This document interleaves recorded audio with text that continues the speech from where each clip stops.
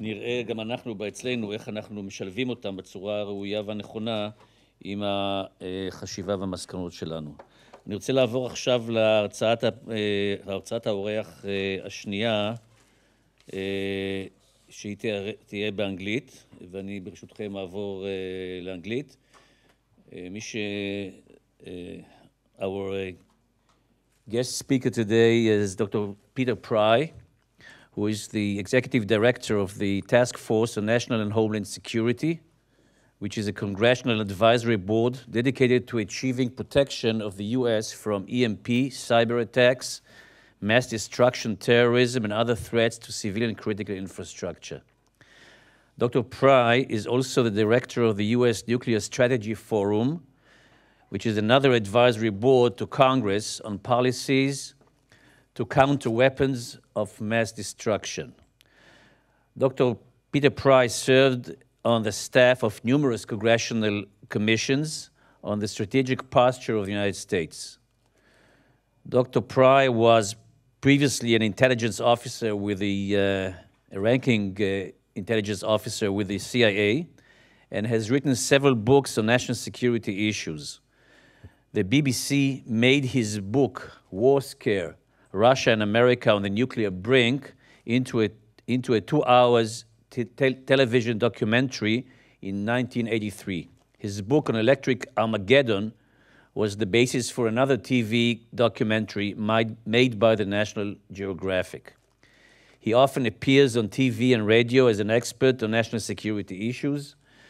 Dr. Pry is going to speak today to us on blackout war, and we expect him to hear from him the perspective, or his perspective, on what's happening in the United States so that we can learn from it as far as our research in Israel. Dr. Pry, please.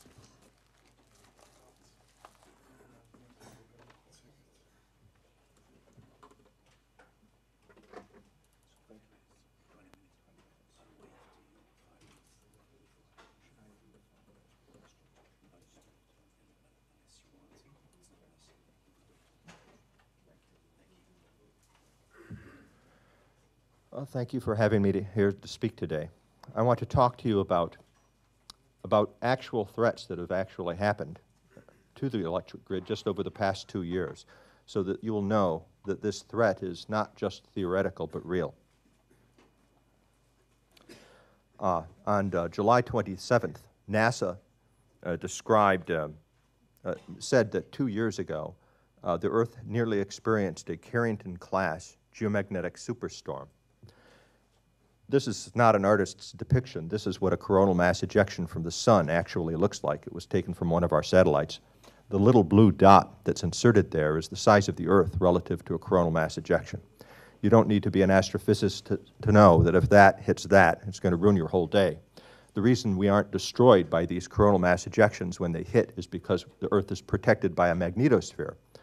However, one of the consequences of when a CME hits the magnetosphere, it causes a geomagnetic storm. And you routinely get geomagnetic storms at countries at high northern latitudes, Sweden, Finland, Russia. And they have protected their grids against normal run-of-the-mill geomagnetic storms. In 1989, there was an unusually strong geomagnetic storm called the Hydro-Quebec storm that blacked out half of Canada in 92 seconds. Now, what we're worried about is a geomagnetic superstorm, like the 1859 Carrington event, which is what that is.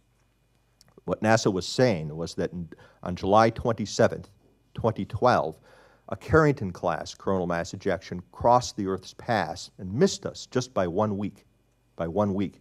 Had it hit us, it would have caused basically a natural electromagnetic pulse all over the world, which would have collapsed electric grids worldwide and all the critical infrastructures that depend upon them, with catastrophic consequences, and put at risk the lives of billions of people worldwide.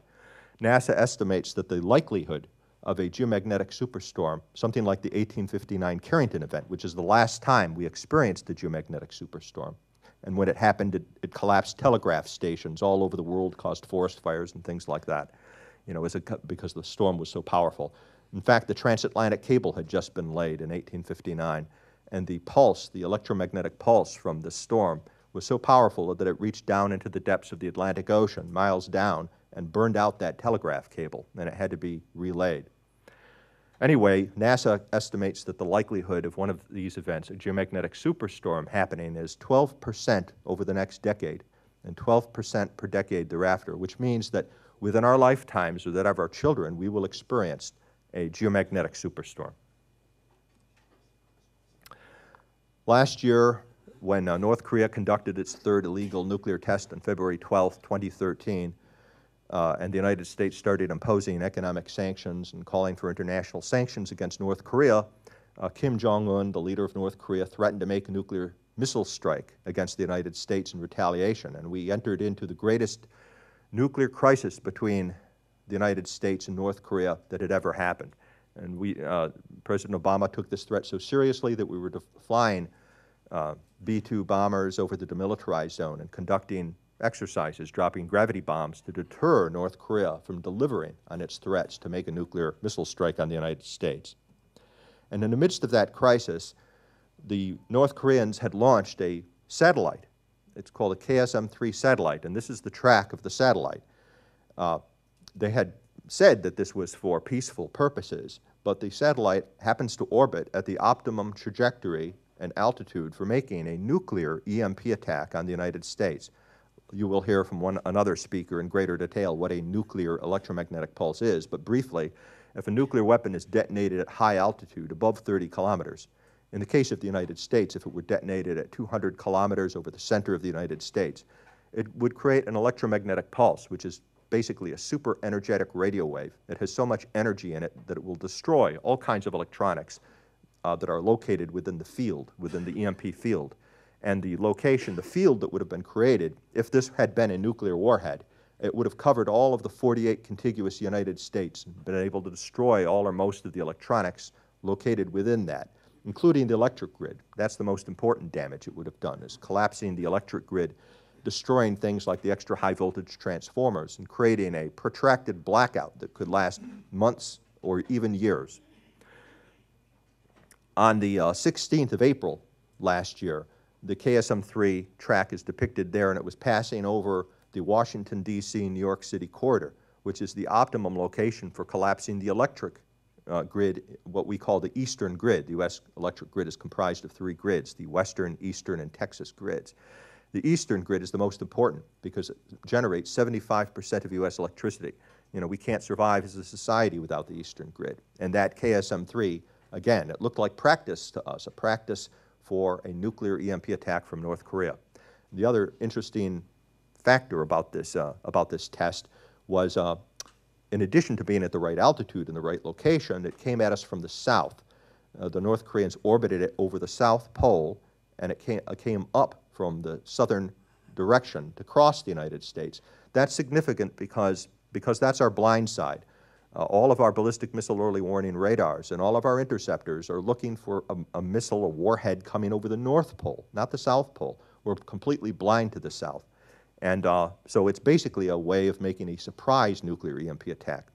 I would add that Iran has practiced launching satellites on this very trajectory. It has launched 3 satellites on this very trajectory.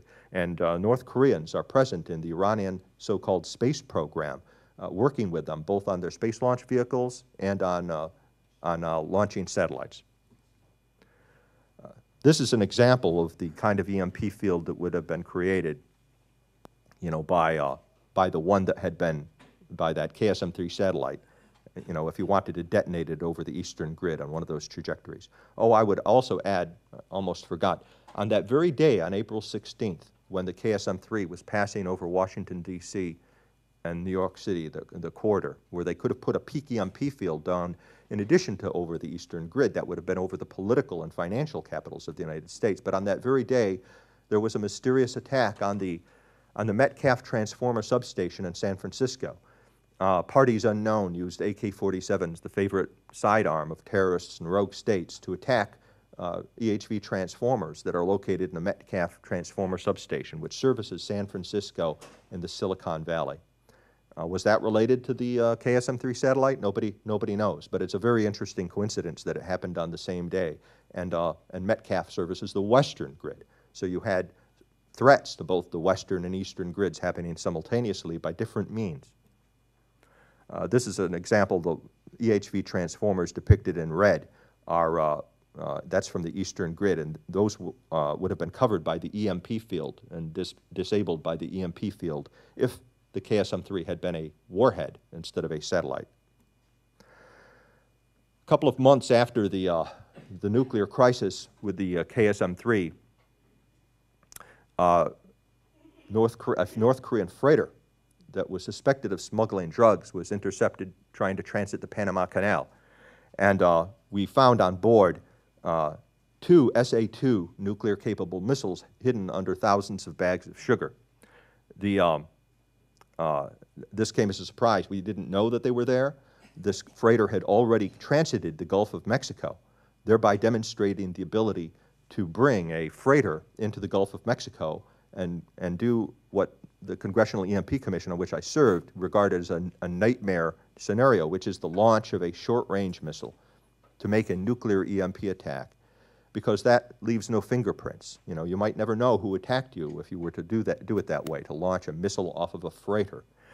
Now, the SA-2 had no nuclear warheads on it, but it is capable of carrying a 10-kiloton warhead, and it's the kind of short-range missile that could execute a short-range EMP attack. So here we appear to have had North Korea practicing possibly the high-altitude nuclear EMP attack using the long-range missile, practicing again using a short-range missile off of a freighter, and a mysterious incident with the AK-47 attacks. Why did they try to go through the Panama Canal? It was almost like they were trying to see, well, we've managed to get these short-range missiles into the Gulf of Mexico undiscovered.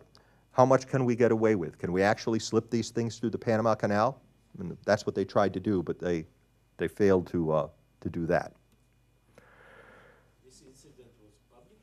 Yes, yes. It's not widely known, but it is in the newspapers. You can look it up. Here's another one that hasn't received a lot of attention. But shortly before Halloween, on October 27th, 2013 last year, the Knights Templars, they're a terrorist drug cartel in Mexico.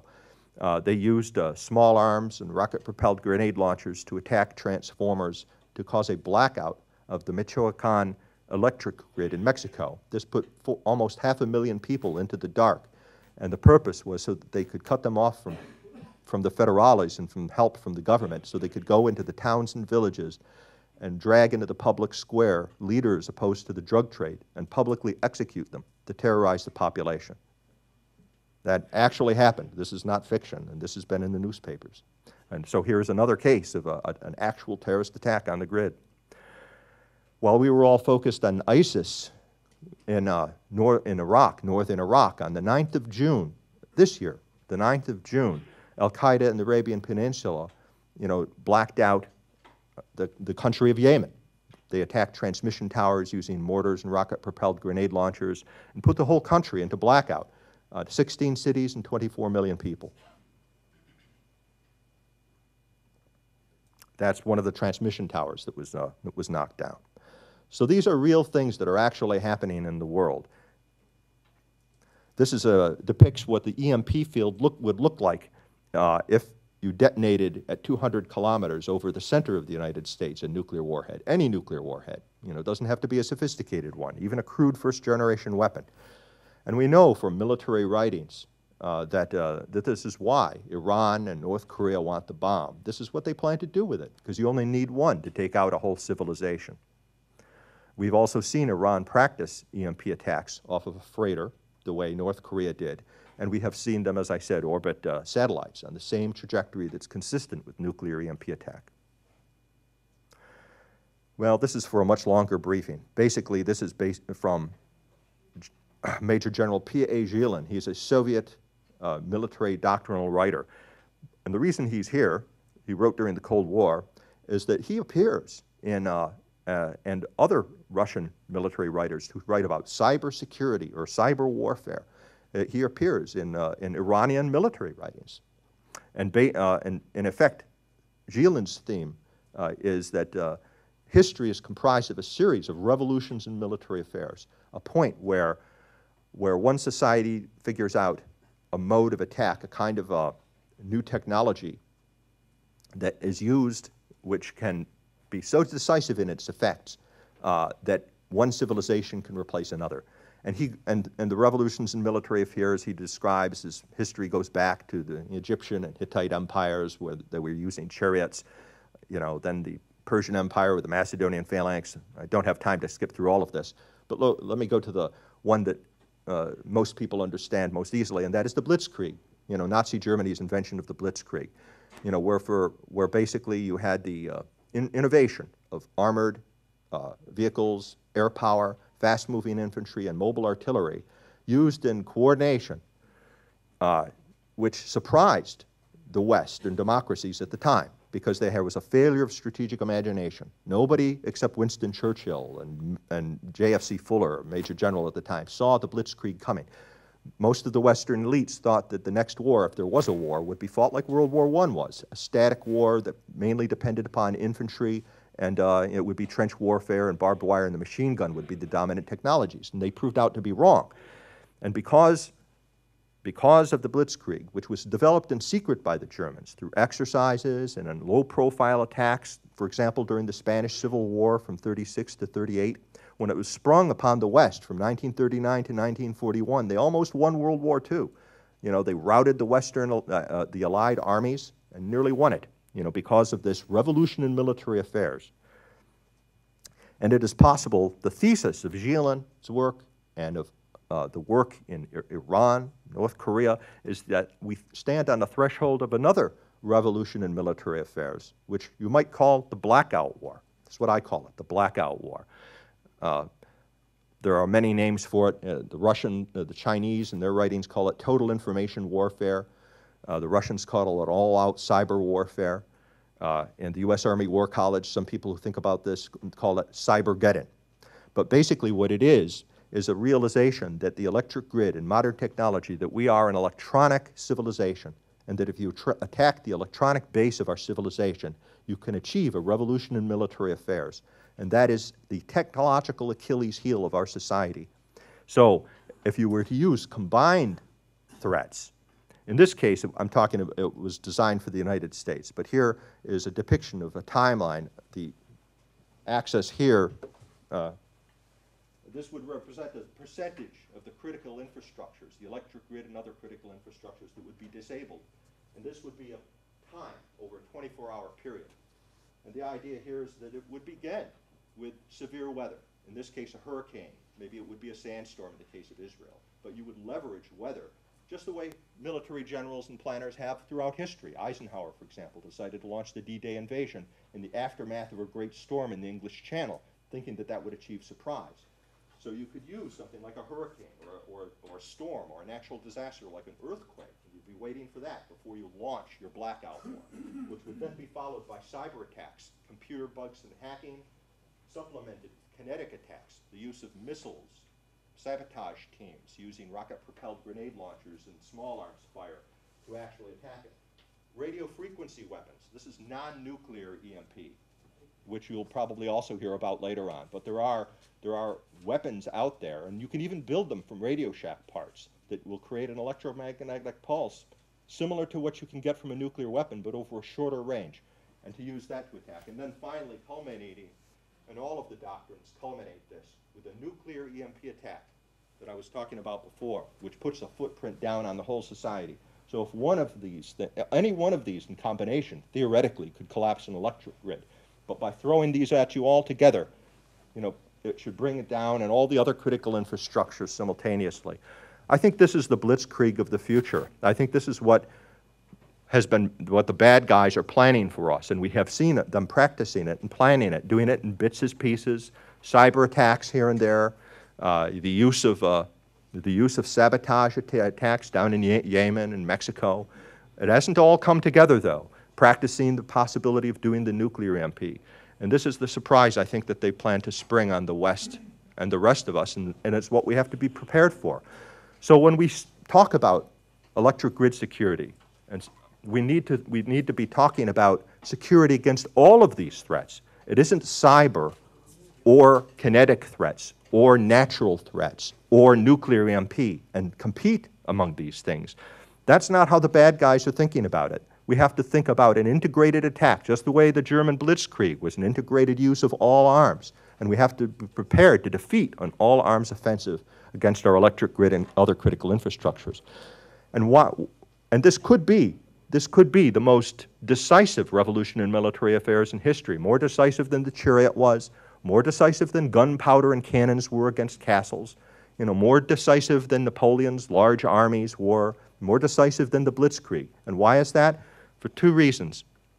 First, it attacks the technological Achilles heel of our society, the electric grid and other critical infrastructures that our civilization depends upon.